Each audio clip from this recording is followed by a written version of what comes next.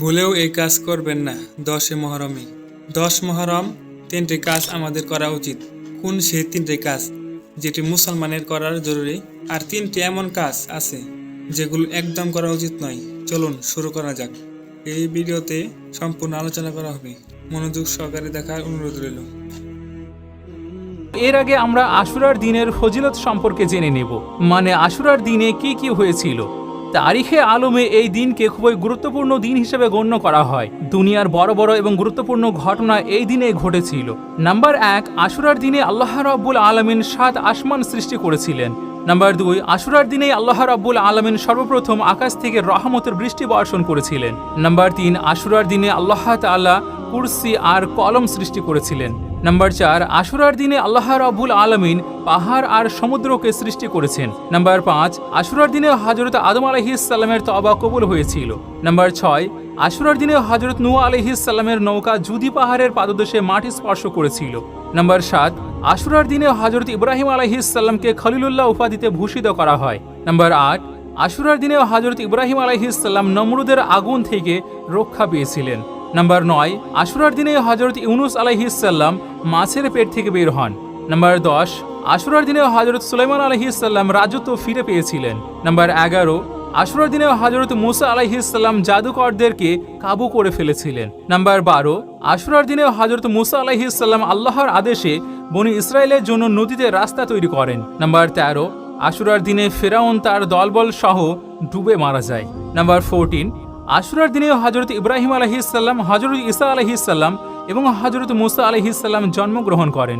Number 15, আশুরার দিনে হযরত ইউসুফ আলাইহিস সালামকে কুয়ো থেকে বের করা হয়। নাম্বার 16, আশুরার দিনে হযরত ইউসুফ আলাইহিস সালাম বন্দী থেকে মুক্ত হন। নাম্বার 17, আশুরার দিনে হযরত ইয়াকুব আলাইহিস সালামের চোখের জ্যোতি আবার ফিরে আসে। নাম্বার 17, আশুরার দিনে হযরত ইয়াকুব আলাইহিস সালাম আর তার ছেলের বহু বছর পর দেখা হয়। নাম্বার 19, আশুরার দিনে হযরত আইয়ুব আলাইহিস সালাম অসুস্থতা থেকে আরোগ্য লাভ করেন। নাম্বার 20, আশুরার দিনে হযরত ইদ্রিস আলাইহিস সালামকে জান্নাতের দিকে উঠানো হয়। নাম্বার 21, আশুরার দিনে হযরত ঈসা আলাইহিস সালামকে চতুর্থ আসমানে উঠিয়ে নেওয়া হয়। নাম্বার 22, আশুরার দিনে আসহাবে কাফ পার্শ্ব পরিবর্তন করতেন। আর এই আশুরার দিনে সরবারে দোজাহা ইমামুল আম্বিয়া হযরত মুহাম্মদ মুস্তাফা সাল্লাল্লাহু আলাইহি ওয়াসাল্লামের আদরের নামাসায়ে হযরত ইমাম হুসাইন রাদিয়াল্লাহু তাআলা আনহু শহীদ হয়েছিলেন। তাহলে আসুন এবার আমরা জেনে নিই 10 মহররম অর্থাৎ ইয়মে আশুরার দিন যেই 3টি কাজ আমাদেরকে করা উচিত। তাহলে সেই 3টি কাজ কি কি? নাম্বার 1, রোজা রাখা। 10 মহরমের রোজা রাখার জন্য অনেক বেশি ফজিলত বর্ণনা করা হয়েছে।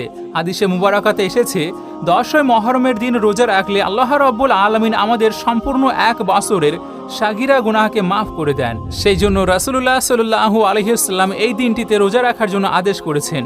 এতদূর পর্যন্ত যে রাসূলুল্লাহ সাল্লাল্লাহু আলাইহি ওয়াসাল্লাম নিজেও 10 মহরমের দিনে রোজা রাখতেন। আর যদি আমাদের দ্বারা সম্ভব হয় তাহলে 10 মহরমের সাথে সাথে আমরা 9 এবং 11 মহরমকেও যুক্ত করে নিতে পারি। তো সেই জন্য 10 মহরমের দিনে যেই কাজ আমরা করব সেটি হলো রোজা রাখা। নাম্বার 2, আল্লাহ তাআলার কাছে দোয়া করা।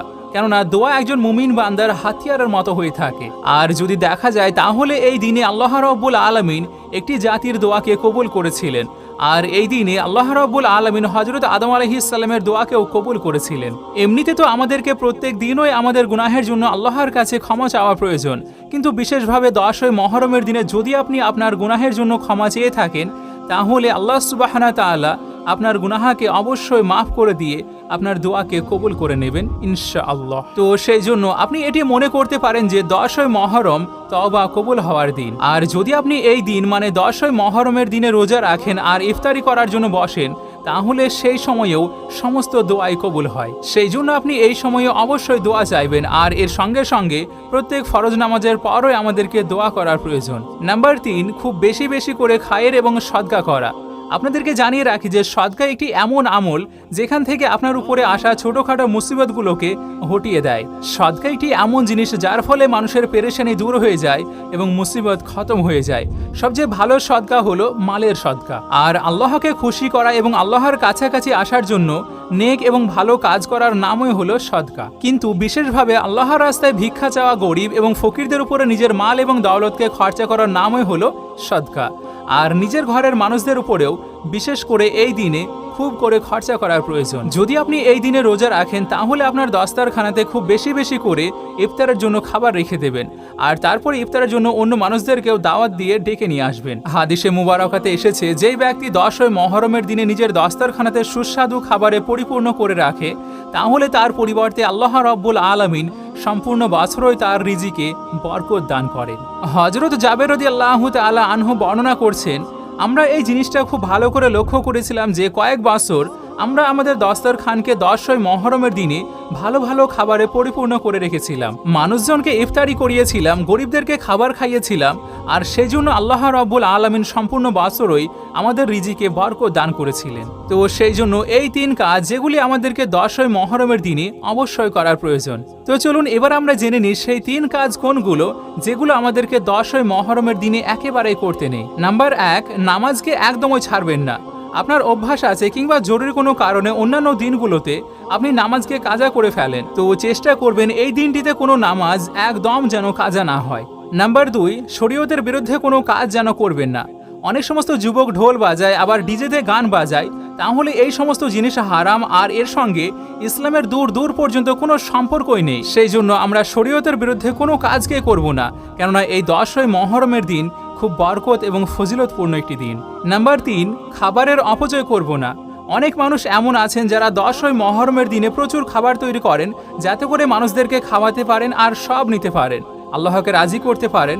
এতটুকু ঠিক আছে, কিন্তু আমাদেরকে লক্ষ্য রাখতে হবে এখানে যেন খাবারের বরবাদি না হয়ে যায়, রিজিকের অসম্মান একদমই করবেন না। আমরা হাদিসে মুবারকা এবং তারিখের কিতাবগুলিতে প্রমাণ পেয়েছি যে 10 মহরমের দিন গুনাহ মাফ হয়ে যায়, কেননা এই দিনে বড় বড় নবীদের গুনাহ মাফ হয়েছিল এবং তওবাও কবুল হয়েছিল। এই দিনে হযরত মুসা আলাইহিস সালামের দোয়া কবুল হয়েছিল, আর যার পর হযরত মুসা আলাইহিস সালাম আশুরার রোজা রেখেছিলেন। ইয়ৌমে আশুরাতে আদম আলাইহিস সালামের তওবাও কবুল হয়েছিল। এর সাথে সাথে আপনাদেরকে জানিয়ে রাখি যে 10 মহরমের সেই দিনই ছিল যেদিন আল্লাহ রাসূল সাল্লাল্লাহু আলাইহি ওয়াসাল্লাম নবুয়তের এলান করেছিলেন। এই দিনে হযরত ইব্রাহিম আলাইহিস সালাম নমরুদের সেই ভয়ঙ্কর অগ্নিকুণ্ড থেকে বেরিয়ে এসেছিলেন, আর এই আশুরার দিনেই রাসূলুল্লাহ সাল্লাল্লাহু আলাইহি ওয়াসাল্লামের নাওয়াসায়ে এবং শেরে খুদার পুত্র ইমাম হুসাইন রাদিয়াল্লাহু তাআলা আনহু ইসলামের খাতিরে শাহাদত বরণ করেছিলেন। আর এই 10 মহরমের সেই দিন যেই দিনে কিয়ামত আসবে। 10 মহরমের দিনে আল্লাহ রাব্বুল আলামিন এতটা ফজিলত রেখেছেন যেগুলোকে আমরা বর্ণনায় করতে পারবো না। তো আমরা চেষ্টা করব উপরের কথাগুলির উপর বেশি বেশি করে আমল করার। তাহলে চলুন এবার আমরা জেনে নিই সেই কাজগুলোর সম্বন্ধে যেগুলোকে মহরমের এই বরকতপূর্ণ মাসে মহিলারা যেন একদমই না করে। নাম্বার 1, নিজের চুলকে কোনো নোংরা বা ময়লা ফেলার পাত্রে ফেলবেন না, বরং সেটিকে কোনো ভালো জায়গা দেখে দাফন করে দেওয়ার চেষ্টা করবেন। নাম্বার 2, বাড়ির আবর্জনা এবং ময়লাকে পরিষ্কার করার জন্য যে ঝাড়ুর ব্যবহার করবেন সেটিকে ব্যবহারের পর যেন অবশ্যই ধুয়ে রাখবেন, সেটিকে তেমনই একদমই রাখবেন না। আর সেই সঙ্গে চেষ্টা করবেন ঝাড়ুকে কোনো গোপন স্থানে রেখে দেওয়ার, সেটিতে যেন বারবার নজর না পড়ে, কেননা এই সমস্ত ছোট ছোট ভুলের কারণেই আমাদের সংসারে অশান্তি লেগে যায় এবং পেরেশানি নেমে আসে। নাম্বার 3, যখন মহিলারা রান্না করবেন কিংবা থালা বাসন মাজবেন অথবা কাপড় পরিষ্কার করবেন তখন যেন তারা মাথাকে অবশ্যই ঢেকে রাখে, উলঙ্গ মাথাতে যেন একদমই না থাকে, কেননা এর ফলে ঘর থেকে বরকত উঠে যায়। নাম্বার 4, ঘর পরিষ্কারের সময় এটি মনে রাখতে হবে যে মাকড়সার জাল যেন এড়িয়ে না যায়, কেননা রেওয়ায়তের মধ্যে এসেছে যে ঘরে মাকড়সার জাল থাকে সেই ঘরকে পবিত্র মাখলুকরা মনে করে এটি কোনো জনশূন্যহীন ঘর। সেই জন্য আমরা যখনই ঘরকে পরিষ্কার করব তখন মাকড়সার জালকে খুব ভালো করে সরিয়ে নেওয়ার চেষ্টা করব। এছাড়াও দাঁতে করে নখ কাটা এবং কোনো ভাঙা পাত্রকে ব্যবহার করা, ভাঙা চিরুনির ব্যবহার করা এগুলো খুবই খারাপ অভ্যাস, আর এগুলো শুধু মহরমের মাসে নয় বরং কোনো সময়ে করতে নেই। আর এর মধ্যে সবচেয়ে বড় যে ভুল আমরা সকলেই করে থাকি সেটি হলো ফজরের নামাজ পড়ে ঘুমিয়ে যায়, আর যেটি রিজিকে বরকত কমে যাওয়ার সবচেয়ে বড় কারণ। তো আমরা চেষ্টা করব এই কাজগুলিকে খুব বেশি বেশি করে এড়িয়ে যাওয়ার।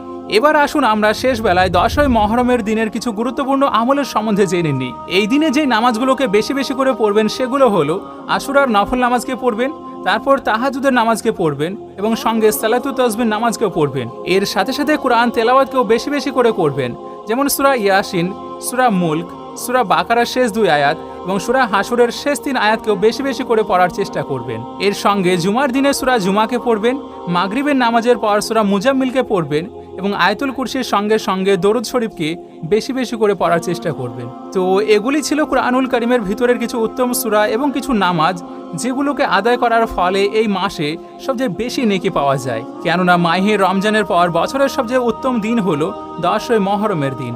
সর্বশেষে আল্লাহ রাব্বুল আলামিনের কাছে দোয়া যে তিনি যেন আমাদেরকে এই দিনটিতে বেশি বেশি করে আমল করার তৌফিক দান করেন, আমিন। ভিডিও ভালো লাগার সবচেয়ে খুব সুন্দর ইজহার এটি যে ভিডিওটিকে আপনি আপনার ফ্যামিলি এবং প্রিয়জনের মাঝে অবশ্যই শেয়ার করুন। আরও একবার জানিয়ে দিই, চ্যানেলে যদি নতুন এসে থাকেন তাহলে চ্যানেলটি অবশ্যই সাবস্ক্রাইব করে নেবেন। আপনাদের সঙ্গে আমি নাহিদ আমাদের সঙ্গে জুড়ে থাকার জন্য শুকরিয়া। আসসালামু আলাইকুম ওয়া রাহমাতুল্লাহি ওয়া বারাকাতুহু।